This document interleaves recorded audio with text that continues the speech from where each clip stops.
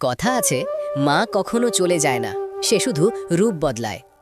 একটা ছোট্ট ছেলে প্রতি রাতেই মাকে বলতো, মা, আমার খুব ভয় লাগে, তুমি আমার পাশে বসে থেকো। মা মুচকি হেসে বলতো, আমি সবসময় তোর পাশে আছি রে বাবা, তুই আমাকে দেখতে পারিস বা না পারিস। সময় গড়িয়ে গেল, সেই ছেলেটাই বড় হয়ে শহরে চলে গেল।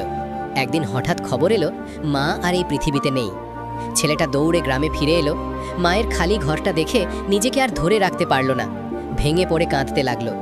হঠাৎ বালিশের নিচে একটা চিঠি পেল। চিঠিটা খুলে পড়ে এমন কিছু লেখা ছিল যা পড়লে আপনার চোখেও জল এসে যাবে। কিন্তু তার আগে একটা কথা, সেলিব্রিটিদের জন্য আমরা মিলিয়ন মিলিয়ন লাইক দিই, কিন্তু মায়ের জন্য কখনো লাইক বা সাবস্ক্রাইব করি না। আজ একবার নিজের মায়ের জন্য একটা লাইক আর সাবস্ক্রাইব করে দিন। আর আপনাদের জন্য একটা ছোট্ট চ্যালেঞ্জ, চোখ বন্ধ করে কমেন্টে শুধু লিখুন মা। দেখি কে কে এই চ্যালেঞ্জটা পূরণ করতে পারে। চিঠিতে লেখা ছিল, বাবা,